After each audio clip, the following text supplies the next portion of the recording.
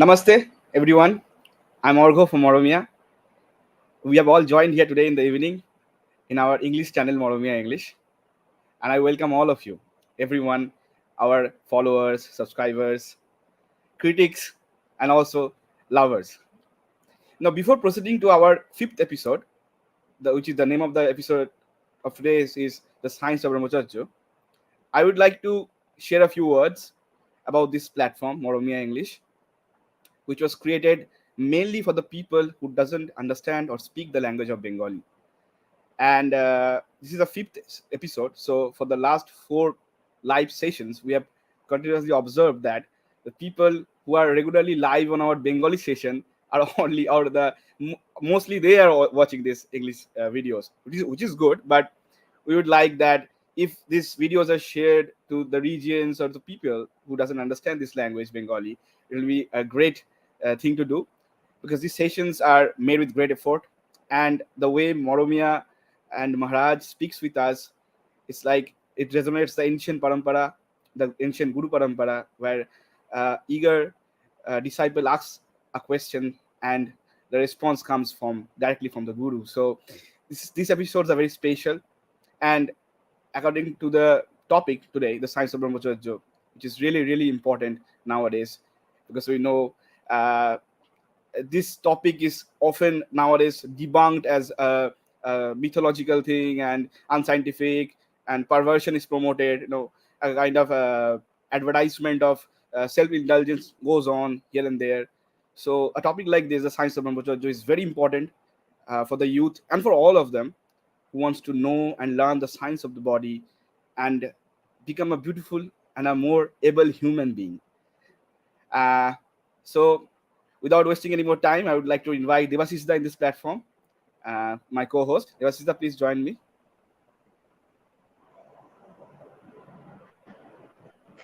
Namaskar. Thank you, Argo, for nicely introducing different activities of Moromia and our previous episodes. I also request our viewers that to share and like more and more these episodes so that this can reach to all the people's possibles. Today we have some pending queries that will clear today, and after that, as Orgo said, that our main topic is science of Brahmacharya. We start after that. Actually, as Orgo said, I'm agreed that we are having different vague concept about Brahmacharya. Different people think differently. They are having different notions on Brahmacharya. The English meaning of Brahmacharya is celibacy. The term itself is a vague. Some people think that the Brahmacharya is for the Brahmachari who are staying at ashram. So we have some doubts, and to enlighten us, I want to invite Maharaj in the program. Maharaj, please.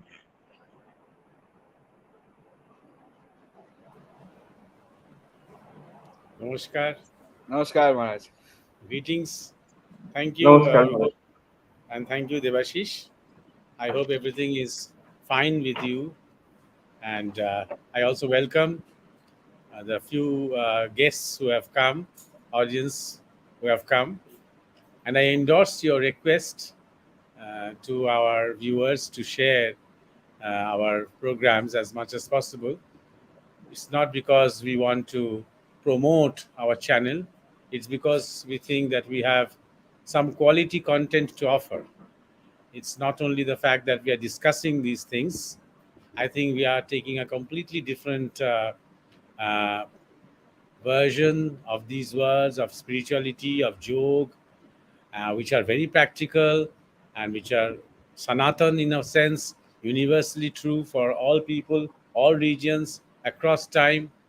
So I think we need to have more and more people joining in these discussions, talking with us, asking us, arguing with us, trashing it out, brainstorming, and to find out and also to try out in their own life all the suggestions that we are offering, so that we can come to some resolutions in our life, along with the existence and the survival struggles that are going on.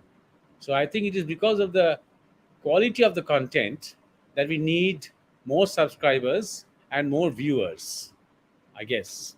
So anyway, let's. If Debashish is not available, I think. So I think there is some Yes, yes. problem. Devashiza is having some problem, I think. Yes, Yes, I think it's some problem with connections. Maybe he'll come back later. So yes, I think we go back to Argo. You can start yes. with the proceedings. Yes, Manoj. I would like to start with the pending queries. There is a pending query of Piali Dotto that is waiting for like 2 episodes. So it's a big one. So I'm reading it. Piali Dotto writes, since last 2 years, I'm getting lots of changes into my thinking process and point of view towards living my life. Which kinds of changes indicate us that our upcoming years of life will be dedicated for yoga or tantra practitioner or as a life of yogini or sadhika. I'm getting huge orientation into that, but professionally I'm a software engineer and looking into my higher education in abroad, but always feel to travel alone and stay alone. Please give some enlightenment into the fact. That is from a long question from Piali Dotto.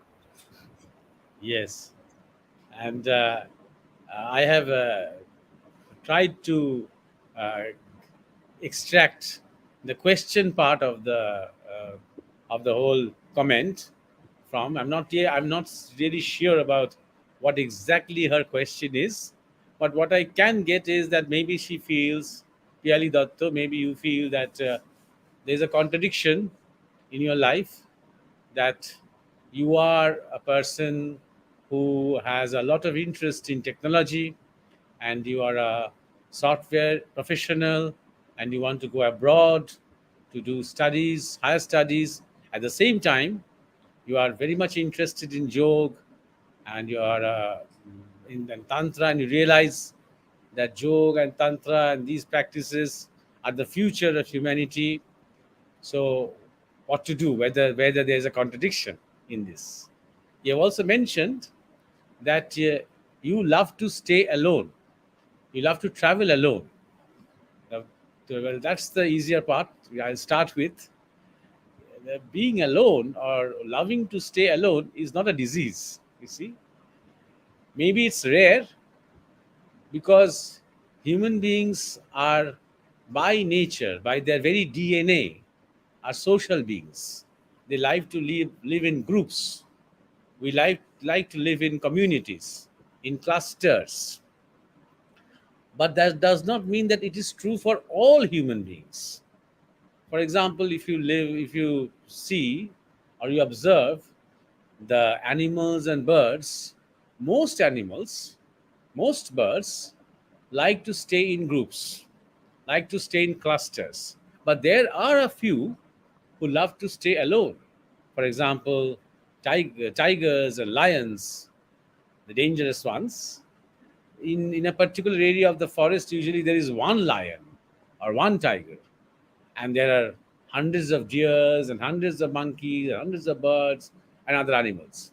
So even in human life, because you see we have gone through an evolution of reincarnation of bodies, from birds, from animals to humans. That's why we have all these tendencies within us. We have a tendency to live along with each other. We like to exist holding on to each other. And also, we have some of us, one in a million maybe, we have a tendency to stay a little apart. For example, even in the kingdom of trees, you will see there are these banyan trees who are who stay alone, solitary, and they are not surrounded by other trees. They usually occupy a very large space around, empty space in which there stands one banyan tree. You won't see banyan trees very frequently in a forest which is congested with lots of other trees. But there are other trees which like to live with each other, a lot of them. So these traits are common in among animals, among birds, among among these uh, plants and trees, and it is also common among us. But the percentage, as with trees, as with animals, is also similar among human beings. Maybe there's 1% of these people who like to stay alone, and mostly who are interested in yoga, who are interested in some kind of a divine realization, they like to stay alone because they need that time with themselves. You see, so it is very common for, if you are a person who has a lot of interest in becoming a sadhika, as you have mentioned, or in becoming a yogini, it's a good thing that you want to stay alone, that you love to travel alone. It's a good thing that you are very comfortable with yourself, that you do not need someone else. You do not need a constant companion. You do not need always to use the phone and talk with other people or be in the social media to feel that you belong somewhere, to feel that you can interact and spend your time. You are quite comfortable with your own world, with your own thoughts, with your own, I imagine, meditation, with your own sadhana, with your own breathing, with your own reading, with your own research. You do not need a constant feeding from a companion or a relative or a friend or a neighbor. It's a good thing if you want to be a yogini. If you, even if you want to excel in your professional life as a software engineer, you need to still a huge amount of time you have to need to give to that alone. You can't do that while chatting with people. You cannot do that as a kind of a group activity. For example, an artist who paints or a poet who writes poems, they need to stay alone while they are doing their work. They cannot do it while they were there with others. It is not a team effort. Writing a poem is not a team effort. Drawing a picture is not a team effort. Writing a story, singing a song, these are not team efforts. These are individual efforts. And the practices also, the sadhana that you have to do with this, also you have to do it alone, individually, with yourself. The same applies for yoga. Now about this concept of technology. Well, yes, I mean, it's not only the future, the present world is ruled by technology, of course. But is there a contradiction with yoga? I don't think so. I don't think there's any contradiction. I mean, you can be anybody. You can be, as I mentioned, you can be a mechanical engineer, you can be a teacher, you can be a sports person, you can be an actor, you can be a housewife, you can be a software professional. At the same time, you can be a yogi. No problem at all. In fact, what does yoga do? And how would you define yoga? When you say yogini and all that, you only people usually think about meditation and samadhi, pranayam, meditation, samadhi. But there are also other types of yoga. For example, bhakti yoga, the yoga of devotion, when you establish a communication with the divine, with your emotions, with love. Then there is Gyan Yoga, when you establish a communication with the divine through intellectual discourse, through contemplation, through introspection, by trying to understand the truth of life intellectually. You can do karma yoga when you're trying to establish a communication or a contact relationship with the divine through the work that you're doing without expectations, by uh, giving or by offering the fruits of your action to your deity, to the divine. That is karma yoga. You can do seva yoga by where you are establishing a communication with the divine through selfless service.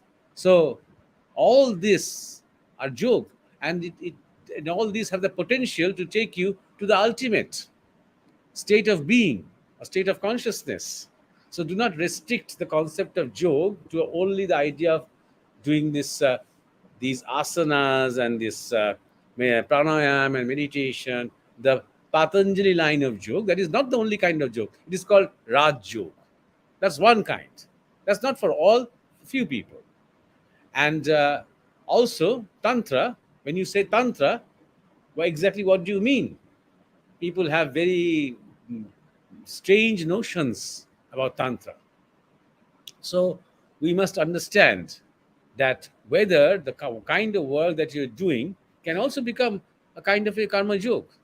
I mean, if you are doing it for the love and the passion of it, if you are doing just to understand the nature of life, the nature of your own being, through a deep introspection, and you're trying to get to the truth of life through an objective reality, to an objective research, without worrying about the money that you will get, the salaries that you will draw, the benefits and the promotions and etc., then it can also, your involvement in software can also become your karma yoga.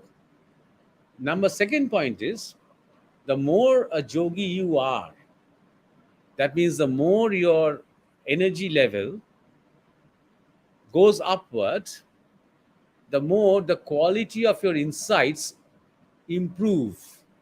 The way you understand things, the way you grasp things, the way you realize things, they get enhanced qualitatively. So, if you are a practicing yogi, let's say, and you are involved in your software programming or engineering or any professional work, that output of work will be much better than it would be if you were not a yogi. I hope you have understood what I'm trying to say. For example, if a student regularly does meditation and yoga, then he will be much better in his performance as a student, both in class or at home or in the exam hall, than the other students, because he will be more focused, there will be more concentration, he will be more relaxed, his breathing will be normal, and there will be one part of him that will tell him, I'm trying my best, I'll give my best. Results is up to God or divinity or whatever. He will be, that kind of a knowledge or that kind of a conception will be ingrained in him, and that will make his performance better. You see, most of the time we are not doing as well as we can because we are thinking of the future. That is a problem. We are thinking about the result of our actions. Most of our energy goes in thinking about the result. So, at the present, the work that I'm doing suffers because we are so obsessed with the outcome of the work that I am doing that the work itself suffers. It gets weakened. So, that is my next point. And there is no contradiction at all. I think you can go ahead and enjoy your work, because it seems that you also like being a software engineer. It's not something that you dislike. And you also like doing sadhana. You like to think yourself as a yogini or a tantric or whatever, practitioner, whatever. So go ahead and give it your best. Give it all you have, all your energy. Since you love to stay alone, that's a very added bonus. Most people have a problem by staying alone, and nowadays, if there is somebody who loves to stay alone all by himself, that is considered to be a psychological problem. So he has to be taken to a psychiatrist and given medicines so that he becomes normal, starts to hang out with friends, starts going to parties and bringing back girlfriends. Then people are happy here. Okay, now he's normal. See? But there will always be one percentage who will be sort of removed from the crowd, who will be different, who would like to be alone. And that being alone is not loneliness. There's another English word for it, solitariness. Solitariness. There are people who love to be with themselves. Does that mean that they are selfish? No. I think they are much less selfish than all the people who think that they are very sociable and extrovert and can hang around with friends. They spend hours and hours on frivolous things, but in times of need, they run away. So, a person who loves to stay alone does not necessarily mean that he's selfish. But for a person who loves to stay alone, if he has a deep yearning within him to search the reality of his existence, then he is taking a journey from a kind of a self obsession to a self realization. And then he has the potential to become a Buddha. You see, that was my third point. You must understand. The last point, in interesting point is, though you have not raised this question, but now that we are on the topic of technology, I think we can mention it because it is something that is very serious and is something that people are all talking about. Scientists are talking about, technocrats are talking about. It's the fact that what we call the artificial intelligence is really taking over the world at a speed much faster than the speed at which we are talking. You see, at the moment, it's just taking over the world. Not only the digital world, our professional world, our social life, our political life, everything. Even if we are not conscious about it, it is being now ruled by artificial intelligence. Even your opinions, your likes and dislikes are being subtly manipulated by artificial intelligence. And it's going to get more. It's going to be overwhelming. In that vein, while I'm not going into the other, let's say, the consequences of this manipulation, the economic consequences, political and social consequences, let's stick to the spiritual part. They are claiming that artificial intelligence will now sabotage spirituality. You see, now why is spirituality important for artificial intelligence to sabotage? Because spirituality is something that gives us freedom, that makes us yearn for an individual expression, an individual creative original freedom. You see, so that has to be curtailed. One of the things that have been going on for the last thousands of years is to try and rule the world by some way, whether it is by religion, whether it is by political systems, whether it is by economic systems, and whether it is by industry or corporations or ideology. All these have not really succeeded totally. And now they are trying to rule the world with technology, with artificial intelligence, to such an extent that AI will make us think, AI will make us dream, AI will help us generate spiritual feelings. The funny thing about it is the idea of the Western civilization, the idea of their version of spirituality is a kind of a feel good thing. Is when you have beautiful visions. There, you're sitting beside this ocean, and there's a beautiful sunrise, and you're listening to some music in the background. That to them is a ultimate of spiritual. It's like a drug, and that's what they try to do, to induce visions. Even when people who are doing these so-called yoga practices, they are trying to induce visualizations, positive thinking, positive ideas, positive pictorial images. You see? So that's one. Number two, out of body experiences. They think that if before we used to do with drugs, LSD and other drugs, and now they're sure they can do that with artificial intelligence. They will implant these chips into the body, Neuralinks, as you know, the great Elon Musk's concept. It will be planted in the brain, and soon you will have, in the name of keeping your health records updated, it will be on the surface. It will monitor your health, live health updates of your blood pressure and heart impulses and your sugar counts, everything from head to foot. That's one. That is something that will be told to you. And the thing that will not be told to you are the secret data that are going to be going to the main servers, which will monitor your thoughts, your ideas, your visions, your dreams, your fears, your anxieties, and all these things will be there, which will be taken as data and communicated to the server, and it will be seen how useful you are or how useless you are for the great economic or the digital machinery.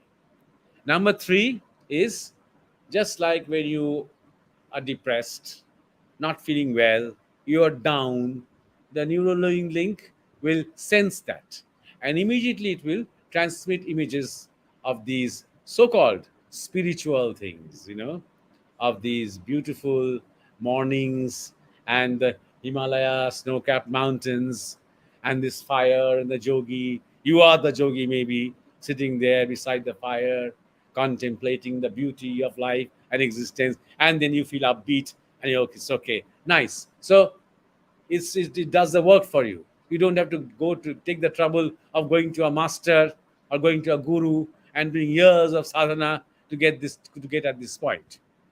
See, they think that they will be able to do this, and why by doing this they will take away the spiritual thirst of all the people who have a kind of a inner thirst for a spiritual experience, inner thirst for self-realization, inner thirst for kind of a bliss or love or friendship or warmth. All these feelings, they think these are just feelings. They think that they will be able to generate with artificial intelligence. You see, the next point is, why do they think this? How do they think this? Because the difference in their conception and with the Bharatiya Sanatan Dharma conception is, they think that consciousness is generated by the brain. So, artificial intelligence will just be a tool to replicate the functions of the brain. Once they do it, everything that you observe, every vision that you have, every experience that you have can be generated by the brain, can be generated by just subtly manipulating the energies in your body. That's all. The Bharatiya concept is that brain does not create the consciousness. The brain and the body and the life and everything is a manifestation of consciousness.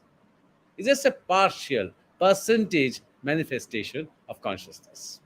So that's why even when the body dies, even when the brain is dead, consciousness is there, alive, aware, awake, forever.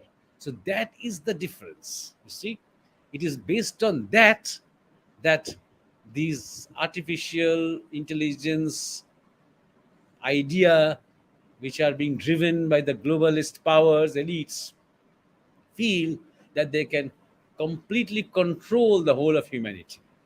Even there, if there are two or three people like Piali Datto and Dorgo and Devashish who disagree, that doesn't matter to them. These are only few people.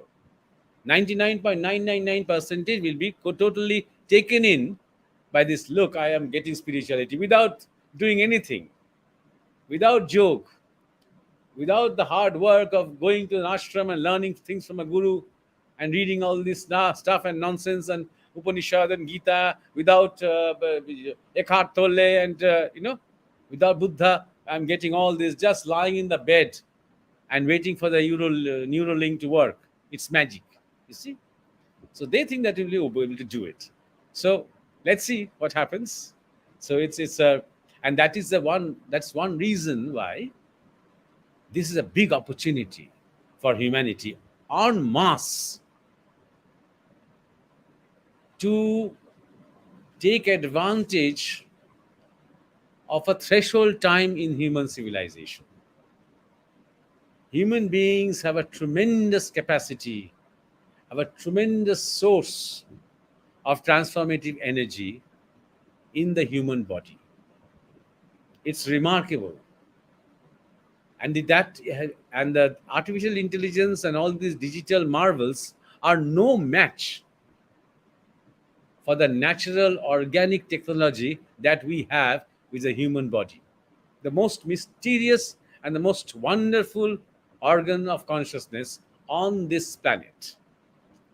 So it is time when we are sort of cornered and we are sort of struggling for survival, humanity will resist this concept of a mass zombiness, let's say. The mass moronic zombie generation that the AI is trying to conceive, humanity will resist that. At least a part of humanity will resist that. And how will they resist? By going deep down and digging and exploring the potentials that human beings have to conquer, to supersede, to go beyond the potentials of this technology and this artificial intelligence. So I think, Pallavi Datta, it's good thing that you are immersed in technology. At the same time, you are interested in yoga, you're interested in sadhana, you're interested in the spiritual and the mysterious potentials of the human mechanism within you. So it's wonderful that you will get to understand the the mechanical and the limits of technology and the beauty and the glories of the human possibility.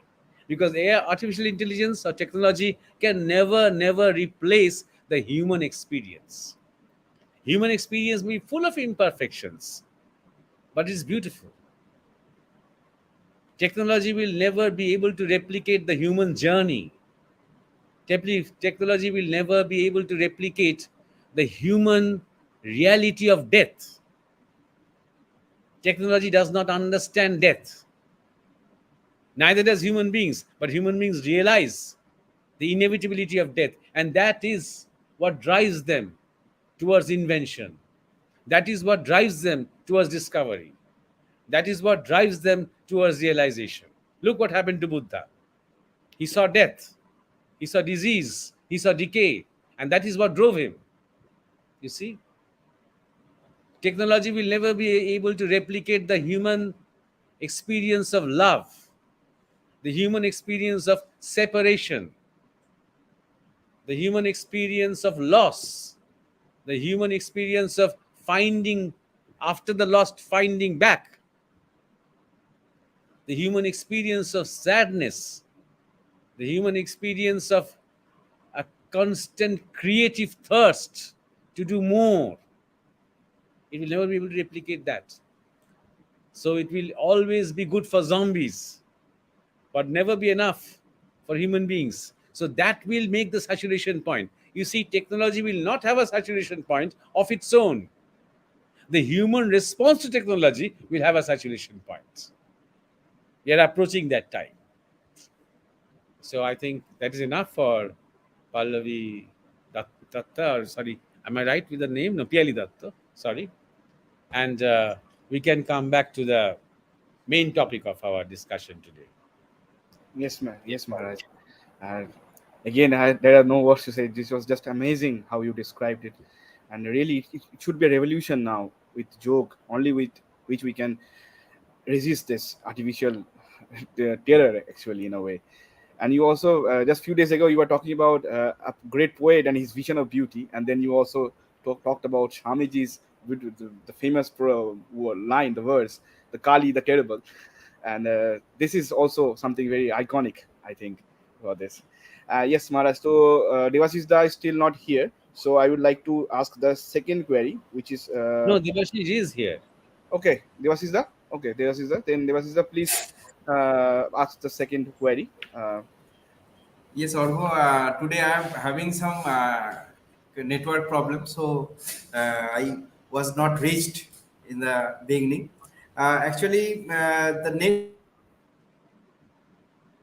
next two queries are related to technology. I wanted to uh, say them, or I wanted to tell them together. First one is of Bebeto Raha. He asked Maharaj how to get rid of Kambashna. First one. And our main topic today, Ritik Roy asked this question, Maharaj, what is Brahmacharya? And please explain me to the science of Brahmacharya to me. So these two questions has come, Maharaj, I think they are interrelated, so I'm putting them together. Yes. Thank you, Devashish. And yes, they are related. You're right. That Bebeto, his question, how to get rid of Kambasana, is related with Ritik's query about uh, what is the science of Brahmacharya. And before that, we will also just consider Shudip Havlada's query today here. I would like to ask you that yoga helps to overcome depression for some time, but how can we get rid of it and enjoy life? I have not seen anybody really who do yoga, as you have mentioned, uh, have been able to overcome depression. I think, in fact, they have become more depressed. That is my experience. People who are doing yoga for some well-being or for some to keep them in good shape, to have a good figure, they are the ones who are doing yoga. They are the ones who are doing yoga, and we are here talking about jog, which is a Bharatiya concept. So I have seen most of these so-called yoga teachers very depressed, and they take regularly they take antidepressants and psycho drugs while they take classes of other students, and make them do these pranayams and these visualization techniques besides the asanas and everything. So over you have depression because you don't have a purpose of life. That's why. And yoga is meant to connect you to divinity. Is yoga is not a therapy for depression. Yoga is something very positive. Yoga is not a medicine. You see. So first, you decide. This is a short answer because we have another big question to deal with. So first, you decide what is the purpose of your life, because depression is means that you are fed up with your life, that you're tired of your life, you're not finding love, companionship, any purpose, nothing. That is leading you to depression. So this for these people, yoga will not help. Yoga or whatever will not help at all. Yoga will become helpful to you only when you decide that the purpose of your life is fulfillment. The purpose of your life is to know who you are. The purpose of your life is self realization. The purpose of your life is divine love. And for that, you have to go to sadhus, and you have to listen to their satsangs, you have to read such books, and then automatically your life's journey will start, and depression will run away from you and stay miles and miles away from you forever. So I hope you got my point. So now, yes, we come back to these questions that have been posed by Bebeto and Ritik. Well, Bebeto, first asked, I want to ask you that why do you want to get rid of Kamvasana? What is problem with the Kamvasana? You see, Vasana is desire. If you try to get sort of an English equivalent, the problem is to find English equivalents of these very ancient Sanskrit words. And calm, for the time being, calm is a very powerful word, because calm is a very powerful instrument, it's a very powerful force in life. But for the time being, let's restrict it in the sense that Bebeto is using. So let's say it is a sexual urge for the other sex.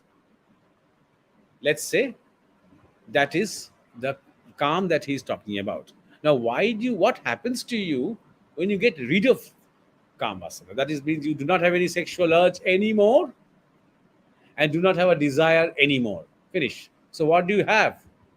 What are you then? What do you want to become? You don't want to become anything because you do not have desire anymore. What do you want to achieve? You don't want to achieve anything because this wanting to achieve has gone from you. The desire has gone from you. I assume that you are trying to tell me that in order to make spiritual progress, you have to get rid of calm and vasana. Somebody has told you this. Well, that's not the way to deal with life. It will forever and forever, you will be that snake who is trying to bite its own tail.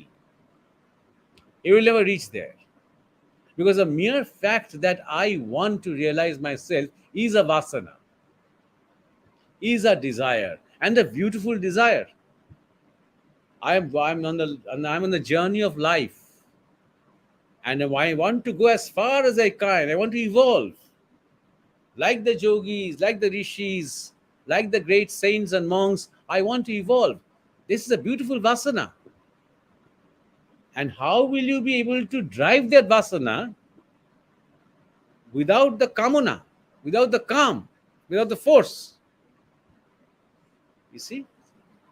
So I think the proper question would be, in your case, if you are a person who is a serious seeker of knowledge, serious seeker of truth, the question should be how to redirect my desires and my urges, sexual urges, towards divinity. That is where the question of brahmacharya comes. Now we come to this uh, the next person who has asked this question, Ritik. You are asking about the science of brahmacharya. It's a very big topic. We'll just try to give a short introduction. Again, brahmacharya, as I said, is a word just like vasana and kamana, which does not have an English equivalent. As we were looking at the presentation of the slides, we saw the word celibacy. Now, celibacy is not brahmacharya. Celibacy means somebody who is sort of stays away from sex, stays away from women, and for women who stay away from men. That is, celibacy. That is not enough. Definitely, that is not enough. That is not hardly anything, in fact. Let's take the word literally first, brahmacharya, and let's use this word. I mean, there are many, many, many words. For example, karma, dharma, lot of words which are untranslatable. So let us not try to translate them. Let us keep the words. Even when we are speaking in English or even in any European language, we should try to keep these words when we're talking about spirituality. We're talking about dharma. We should continue to use the key Sanskrit words without trying to translate them into other languages. Then that translation weakens the concepts totally and later becomes a tool of oppression. Well, that is another topic which we will discuss another day. But here now let's go to brahmacharya. What is brahmacharya? What is Brahma? Let's say pure consciousness. The ultimate truth is called Brahma. In fact, it is said that it cannot be even said. It cannot be spoken about. It cannot be uttered. It is so subjective. So it's pure consciousness. Just say, let's stay at that. Charya. So to be in pure consciousness, to reside in pure consciousness. So who is the brahmachari? One who resides in the realm of pure consciousness. Now, if you take it literally, that means we'll hardly have any brahmacharis. Anyway, maybe one in a billion. But if we take it a little more, in a broader sense, individuals who have an urge or inclination for higher dimensions of life and are always striving to go beyond their limitations of body and mind, to transcend that and go towards a kind of perfection of existence, can be called a brahmachari. So what does that, in practical terms, what does that mean? That means my mind, my thoughts, my entire world, inner world, is so absorbed in higher thoughts, in higher ideas, in higher contemplation, that I hardly have an opportunity to concentrate on the physical and the carnal aspects of my body or desires. We all know about these absent minded professors. We all know about the, when we call Shiva being Bholanath, means he forgets. What does he forget? He forgets the worldly aspects of life because he's so absorbed in the spiritual realm. That's why. So, what happens to these people? To people who are so absorbed in these higher worlds that these lower worlds do not have much impact on him, is that level of energy cannot come down beyond a certain point. What is that point? That point is called the pituitary point, the Agga chakra, from which the energy level, the potential energy, does not come down and become kinetic, does not come down and become physical, does not come down and later becomes a waste. That is the idea, basic idea of brahmacharya. That's why the word, I'm talking about the literal word, the meaning of one who is a brahmachari. For example, when we talk about those brahmacharis who are totally pure, spotless, akhand, whose brahmacharya has never been broken, like Shuk, like Sanatan, all these figures, all these, figures from our history, from our Puran, who are called born brahmacharis, who were wise and realized right from birth. So their level, their consciousness never really came down to the physical level. That is the idea of brahmacharya. That the literal meaning. When it comes to the practical for sadhaks, for seekers, there the word takes on a broader significance. Is brahmacharya can be roughly, not really translated, can be explained in English as energy channelization and transformation. Energy channelization and transformation. It is our tendency that energy comes down, just like everything on this planet, because of the pull of the gravity. Everything comes down, just like the raindrops, they come down, the rivers, they come down, the fruit falls from the tree. When we slip, we fall because there's a pull of the gravity. In the same way, when we eat the food, it comes down to the stomach, and then after all the absorption, the waste is goes out through defecation, and the absorbed part of the food is distributed all over the body. In the same way, our energy, the potential energy, is called ojo. Again, there is absolutely no English word for ojo. That you can say ojo is the non-manifested semen. That's a very crude way of saying it, but that is somehow, maybe some people will understand. The non-manifested semen, the non-manifested, the discharge of both men and women is called ojo, that is in the brain. And it is called the realm of Shiva. It is called Kailash. Our Guruji, Swami Paramananda, used to say the field of potential energy from the pineal to the pituitary. It's very important to understand. Many people nowadays are confusing the names of this. They are, for the pituitary, they are saying pineal. No, the pineal is not the pituitary. Pineal is just below the crown of the head. That is the pineal point, the ultimate, the highest point. And the pituitary. This area is called the field of the potential energy.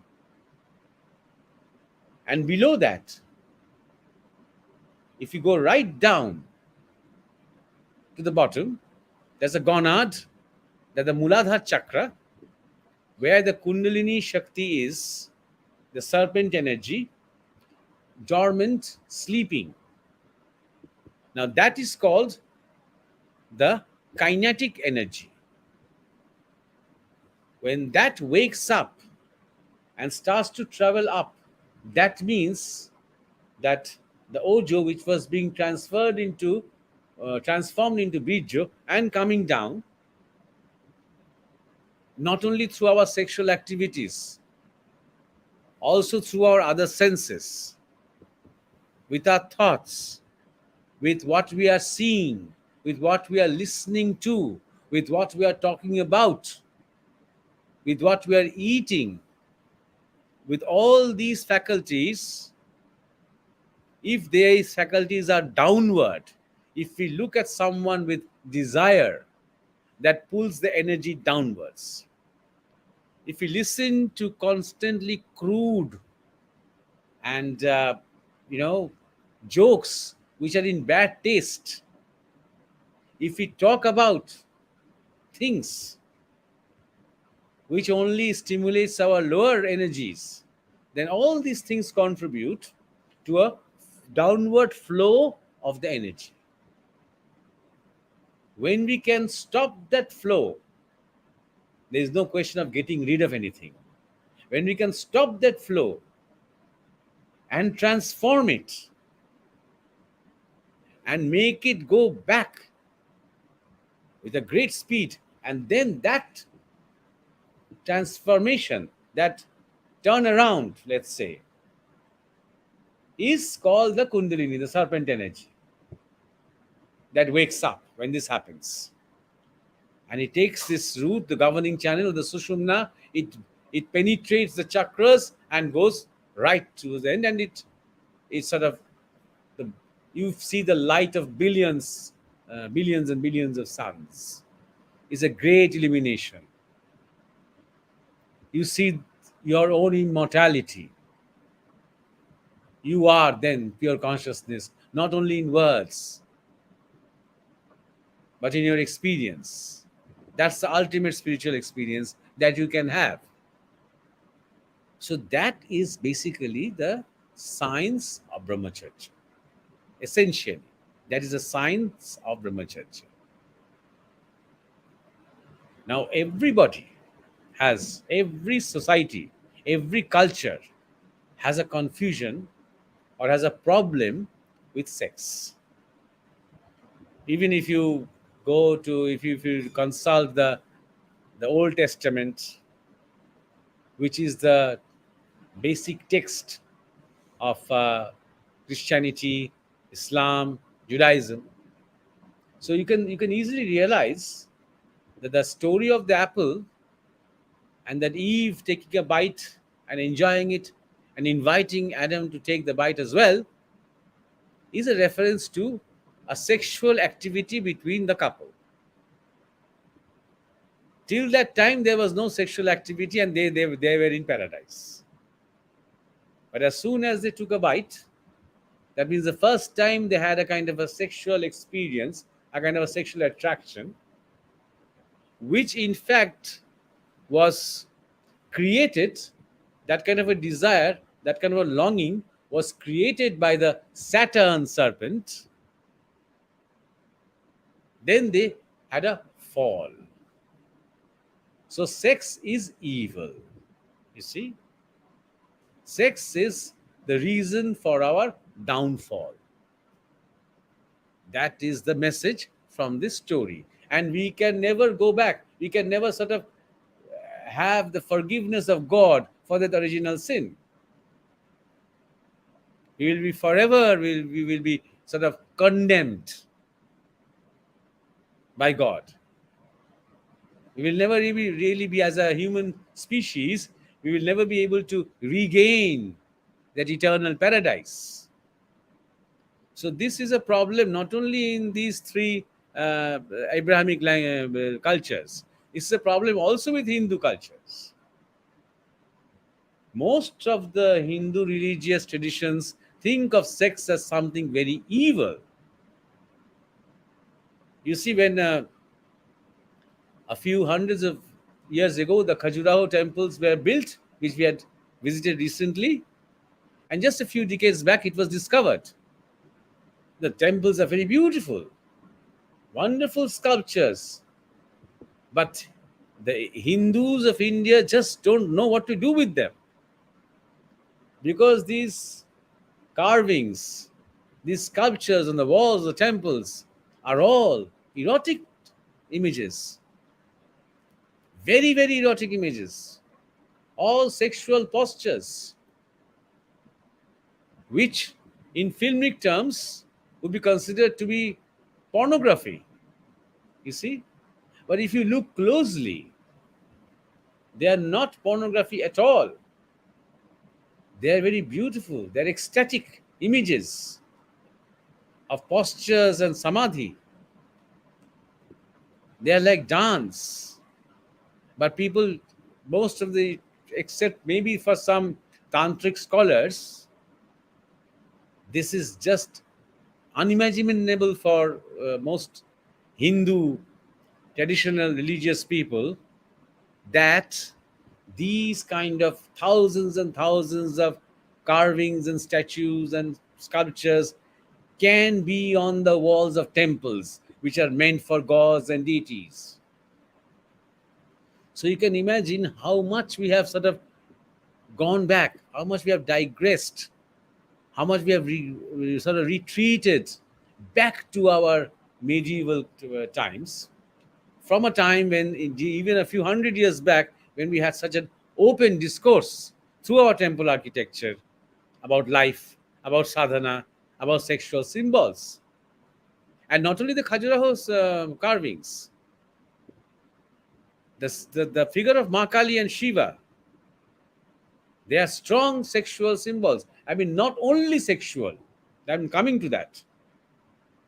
The idea of a channelized sexual energy, that is a symbol that Kali stands for.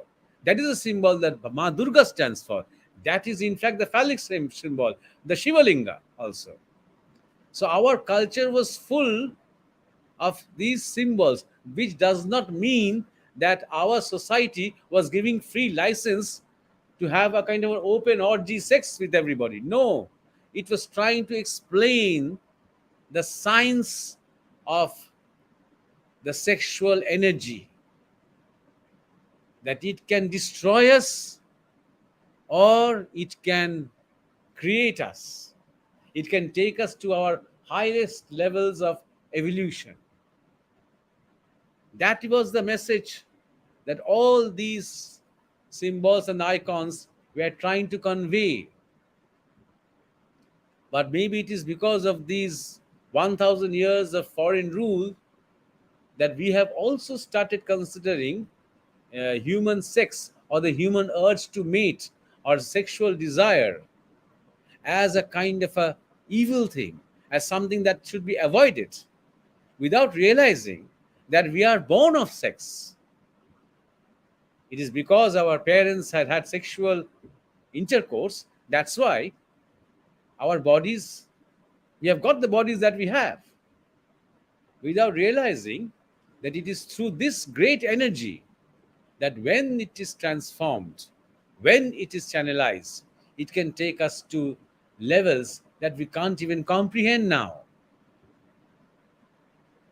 which we only hear stories about great yogis who can disappear, who can fly, who can turn it themselves into a molecule, or who can turn themselves into huge giants, who can live for thousands of years, who can create a fire from nothing, and all these, which seems miracle to us, are how only higher levels of sciences, the potentials of all of which are there within our own body.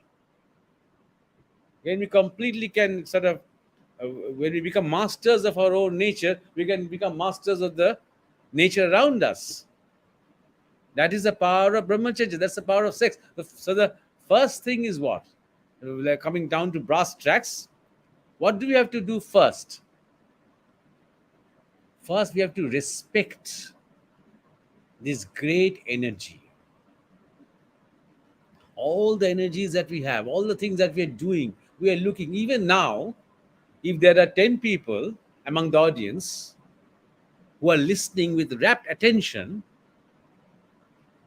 maybe they will see that after 30 years, they will not be able to concentrate so much as they're being able to do now. Why?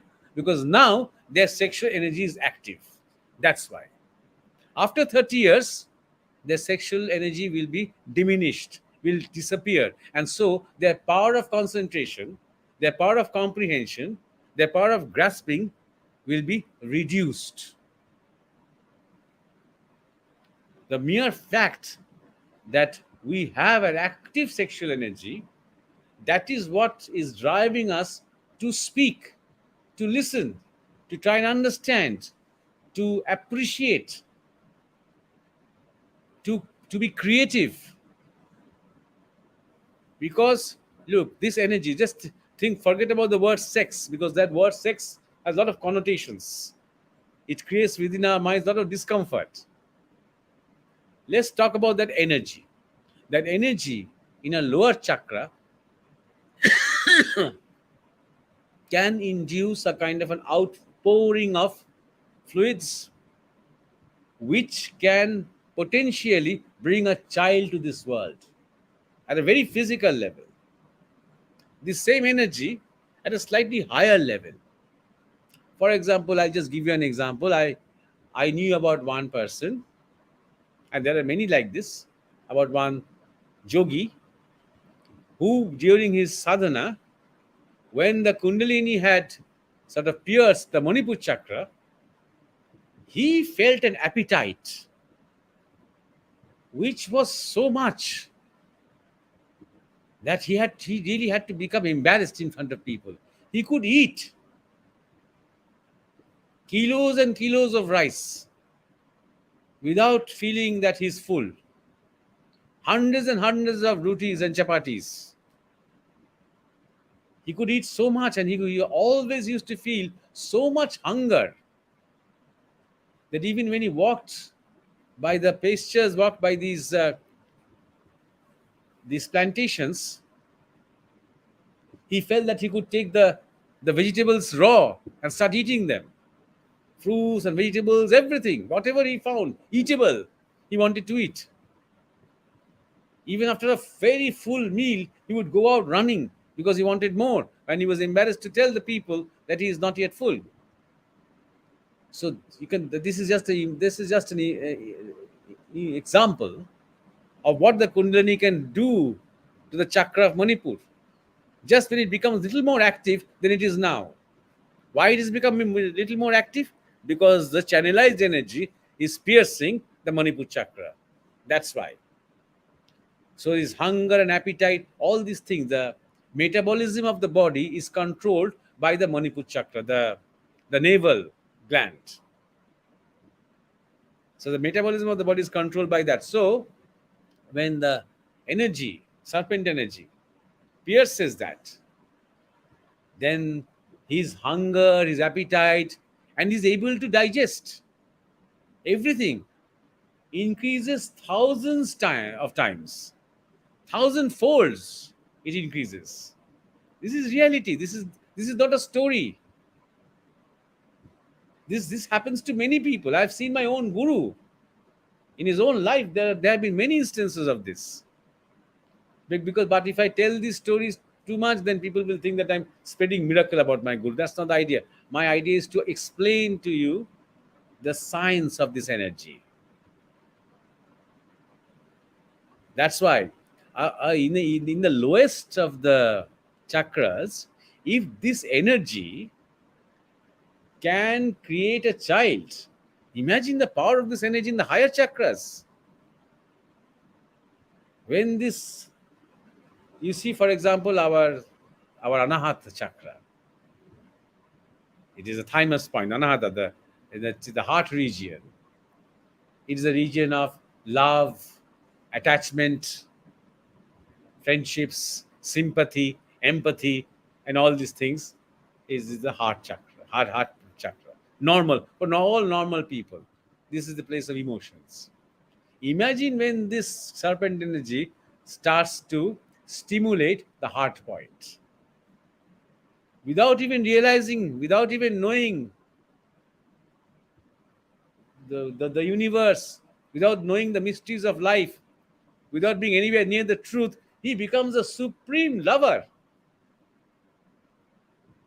Not only lover of human beings, he becomes lover of ants, of trees, of plants, of little insects, of molecules, of everything. Whatever, wherever his eyes fall,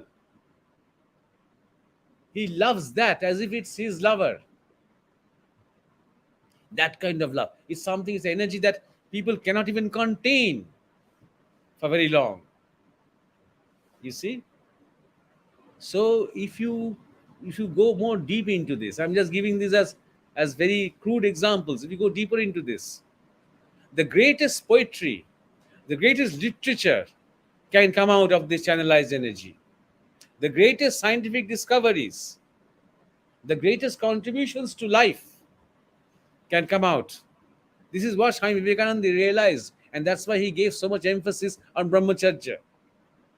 Brahmacharya, not in sense that no sex, no women, but in the sense that channelize the great energy that you have. Young people, you channelize that energy. Otherwise, you're all like trees that have been struck by lightning, he used to say, which is a wonderful image. When a tree is struck by lightning, it's completely burnt.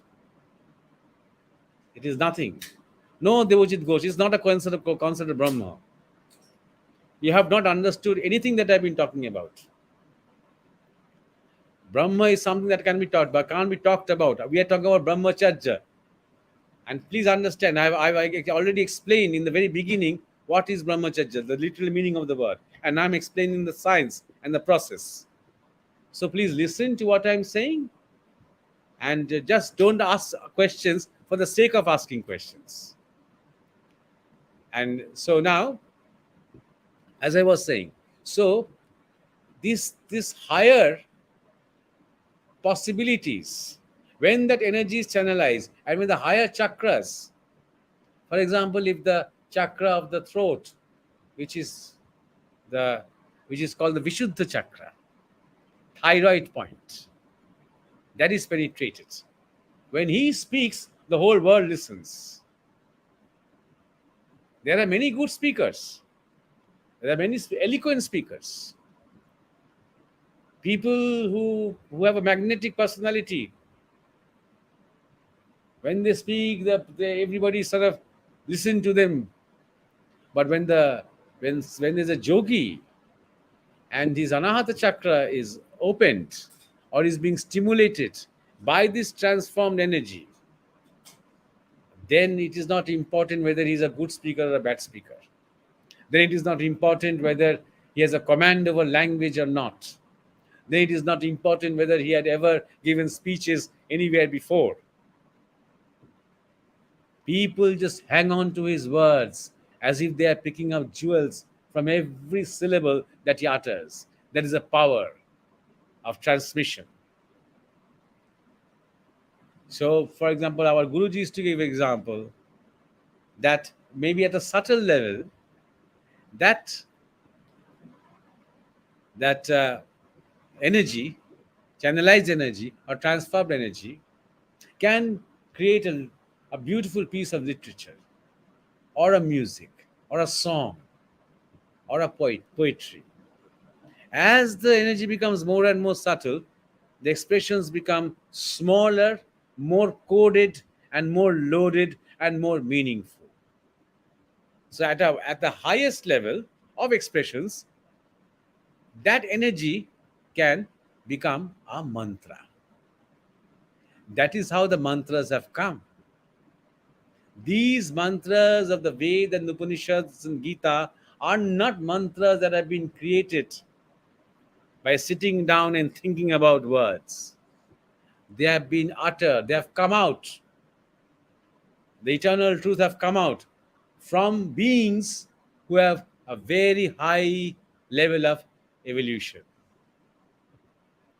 So that is the power of brahmacharya that I'm talking about, which can reach you to the ultimate level of manifestation, not only to the level of perfection, not only level to the consciousness, but also the level of manifestation. What the human body is capable of, what the human nature is capable of, physically, mentally, emotionally, everything. When Krishna was doing this ras dance with the gopis, for that 1 hour, let's say, when the dance was being sort of protected by Jogmaya, so that normal people could see that dance, every gopini felt that Krishna is with me simultaneously. This is the power of manifestation that I'm talking about. It is not a kind of a hallucination that these gopinis had. It was complete reality. Krishna had manifested himself in all these, in front of all these gopis, as himself, fully and completely. Not like 1/10 of Krishna there, or 1/16 of Krishna there. Not like that. 100% there. And it is possible. It can be done at that level of perfection, at that level of transformation. So that is what the human body is capable of. While we were talking about technology, now this is a kind of a spiritual technology, a kind of mystical technology. And some of humanity, not maybe not all, are on the threshold of such technologies, or realizing at least a part of what they're capable of, an aspect of what they're capable of, what the human body is capable of. It's not a kind of an individual quality. The fact that you have a brain, Orgho or Devashish or Ritik, is not, we are not going to sort of pat your back and say, oh, it's great that you have a brain. No, we won't say that, because each one of us has a brain. You see? In the same way, it's not something that is individually someone's. It's not something that only Krishna had and nobody else will ever have. Krishna is just a symbol of the ultimate that a human being can go or achieve or reach. The ultimate expression. That's why he is called Purushottam. That is the greatest manifestation of human, superhuman, let's say. In fact, Sri Aurobindo talked about Superman, that each one of us has a Superman waiting for us. That means a higher, evolved self within us. And we are wasting our life, we are wasting our time by not trying to reach out to that. Now, let's come back to the third point now. So, what to do about sex? So, there was one slide in the presentation which said, is brahmacharya not good for domestic people? Of course it is good for domestic people. Brahmacharya is channelization of energy. And look, for everything, we need discipline in our life. When we have to practice something, maybe if you are a sportsman, if you are playing for a club, professional club, the coach will tell you that this is the thing that you have to do.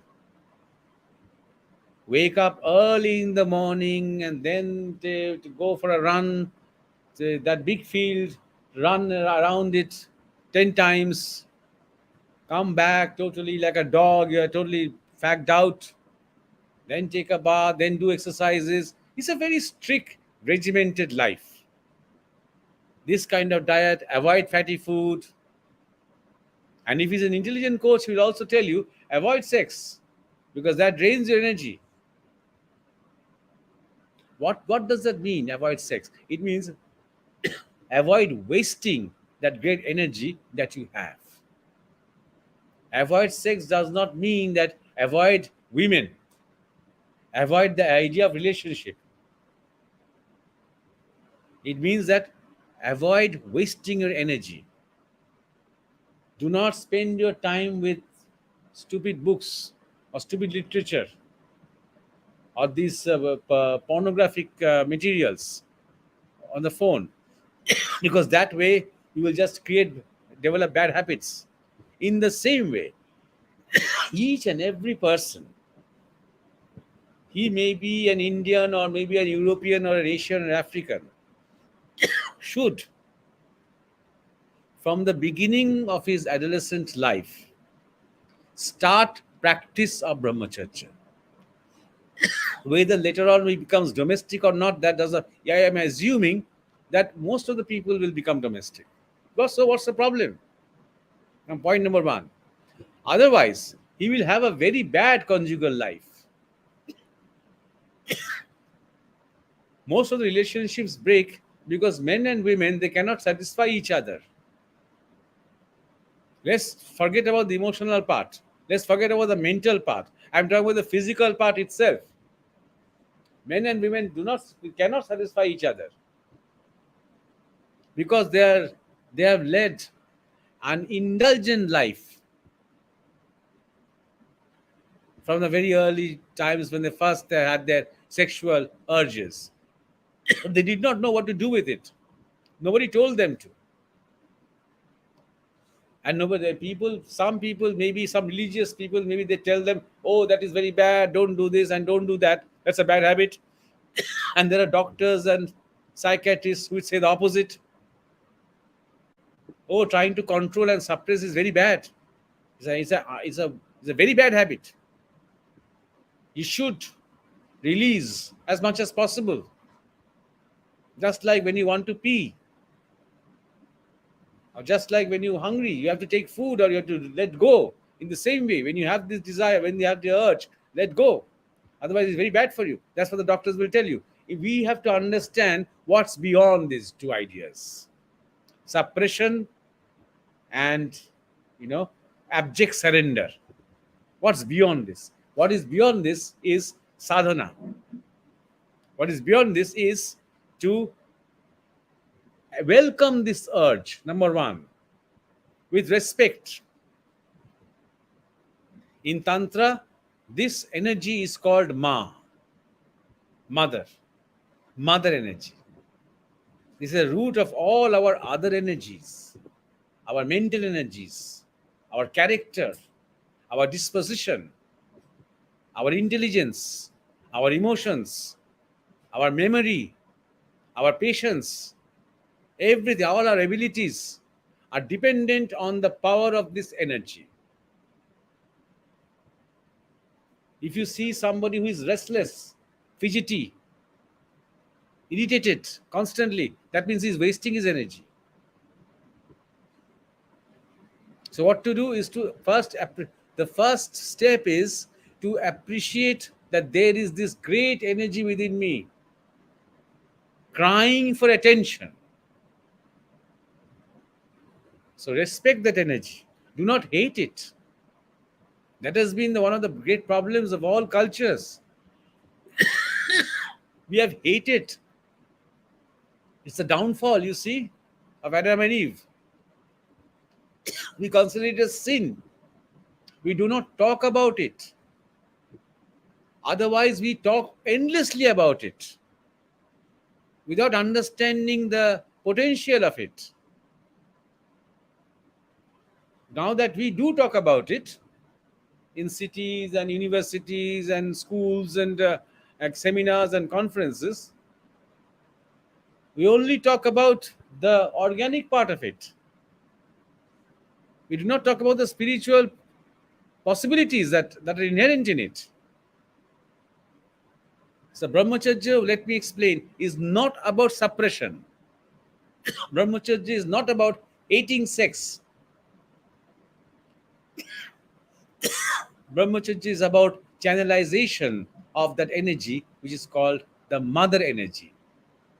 Matri Shakti, mother energy. So, with full appreciation, welcome that energy, bow to it, respect it, and slowly, lovingly approach it and try to follow the teachings of your guru and try to channelize that energy upwards, brahmacharya. And then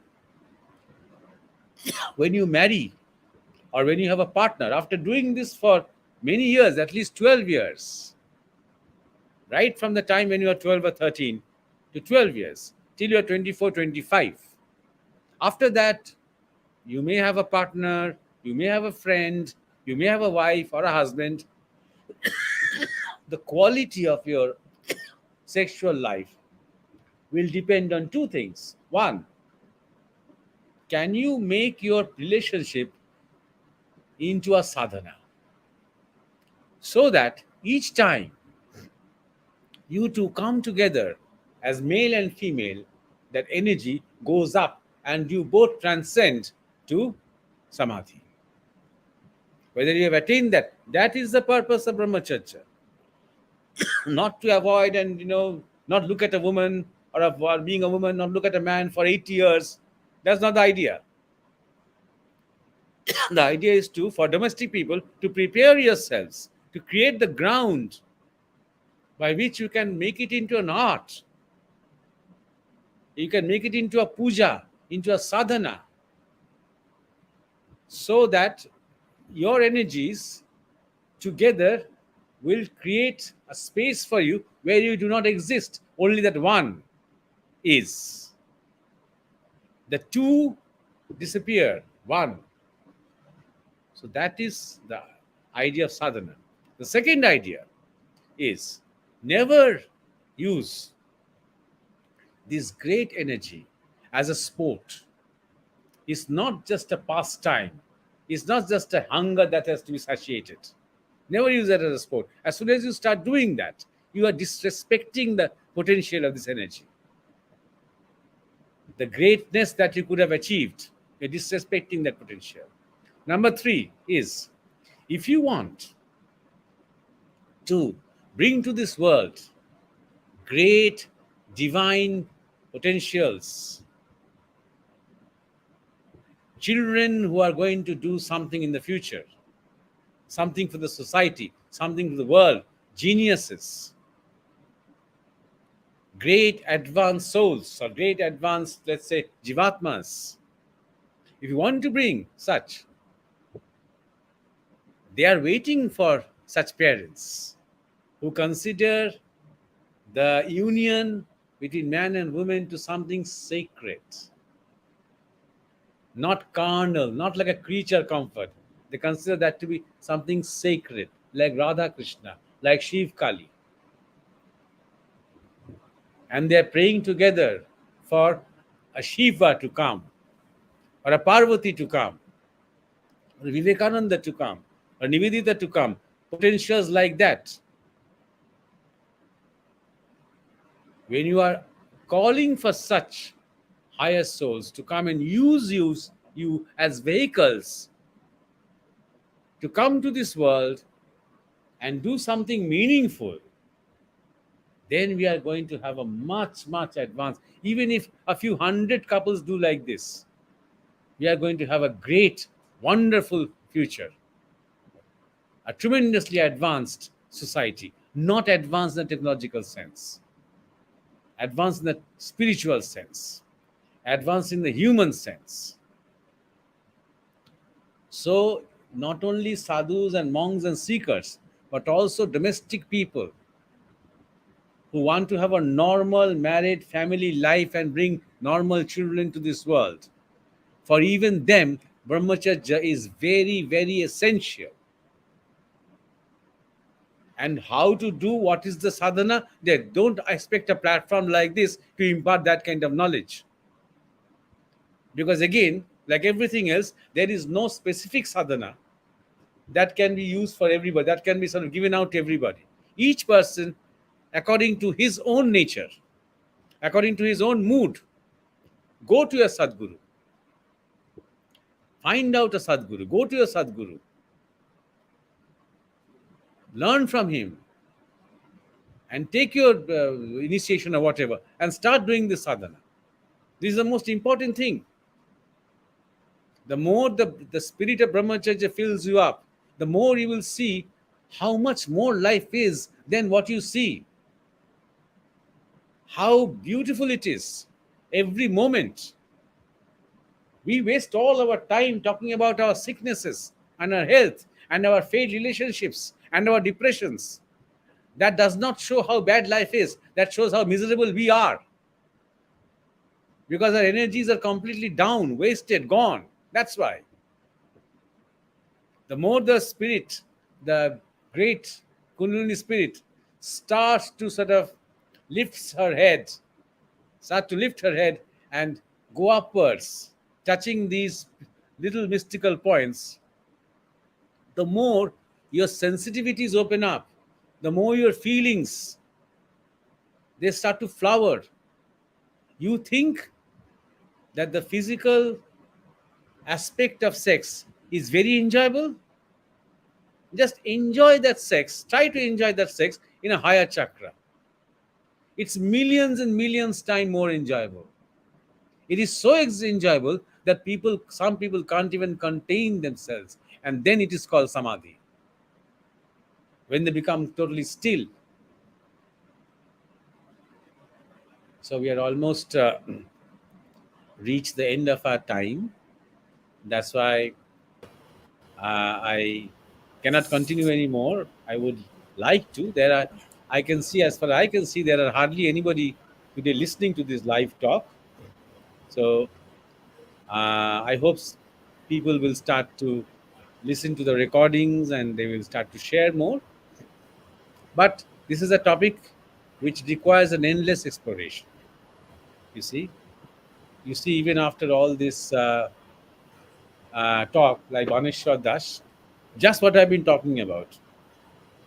He has asked the same question. So when we talk too much, people don't understand. So they need to listen more and more and more and more. In this case, talk to your wife about this, because the Brahmacharya also applies to your wife. There are the two things, Vidya Shakti and Avidya Shakti. So what does she want? She wants sex every night, or does she want to really have a family which is stable, healthy, happy, and evolving? You see? So when this Vidyastri is someone who is not only thinking about her physical pleasures, she's thinking about other things like the welfare of others, the emotional and the spiritual growth of everybody. If such person is not your wife, then it is unfortunate.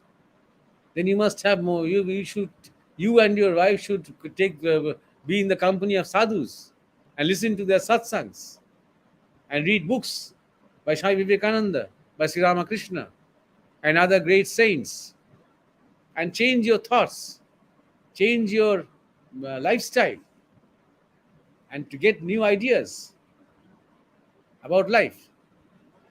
So your married life will become much more beautiful if there is restraint and brahmacharya. Many years ago, Ramakrishna had said, after 2 or 3 kids, spend the rest of your life like brother and sister. You see, he had talked about this many years ago, and still you are asking these questions because there is absolutely no spiritual background to your growth. You see, that is the problem. However, I hope in the our it seems our audience is decreasing compared to previous live shows. So I think we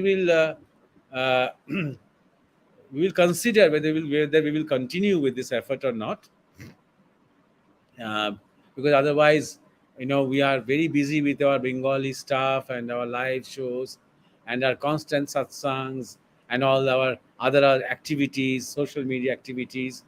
So we had agreed to continue to start this because Devashish had suggested that there will be many people who would like to be interested in. Many people have told me also that if you do some satsangs or live programs in English, then there will be many who are interested who don't understand Bengali. But I do not see any such, you know, kind of response yet from the audience. So we will consider our continuation in future, and I hope that when we have enough audiences or enough responses, then we can again start these shows, because these are very uh, not not very easy. I mean, it takes a lot of energy, and and it takes a lot of background work. All the team has to get together, and they have to give time for this, and especially when we are pressed for time, so we can respond to this, I think, only when there's a demand for this. So, however, uh, I would like to now sort of sign off now and come back to you, Devashish and Argo.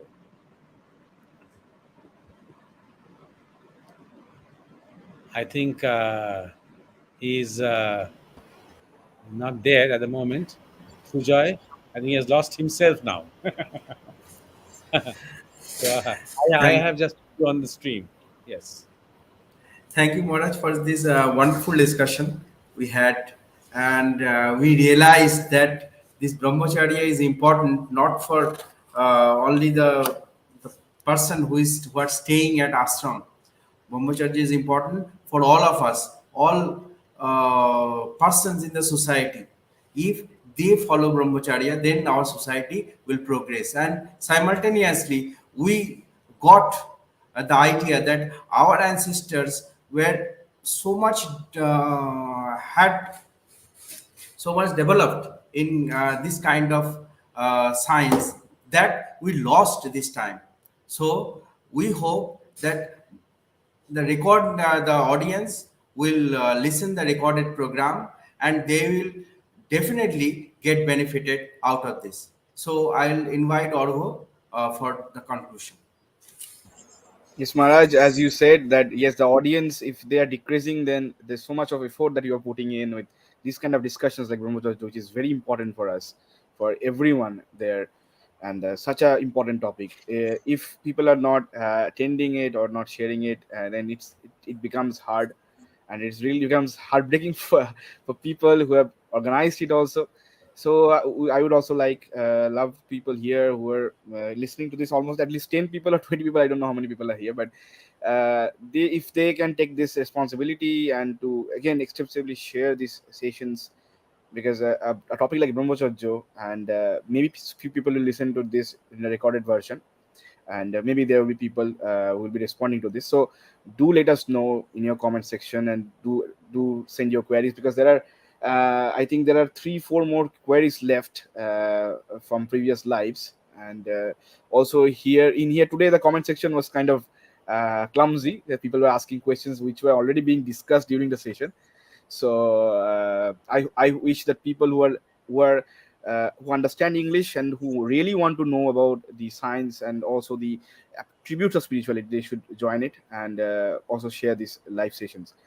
And with this, Devashish, you like to add something, or we'll end this session because it's quite late? Yes, you can, yeah.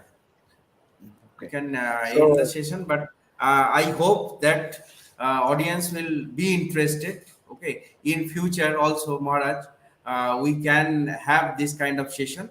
If they will get more and more responses from the audience, then only we can have more session on that. So yes, I want to thank Maharaj and Orgo again, and good night to all of you. Thank you. yes, yes. Thank you, Devashish. Thank you, Maharaj.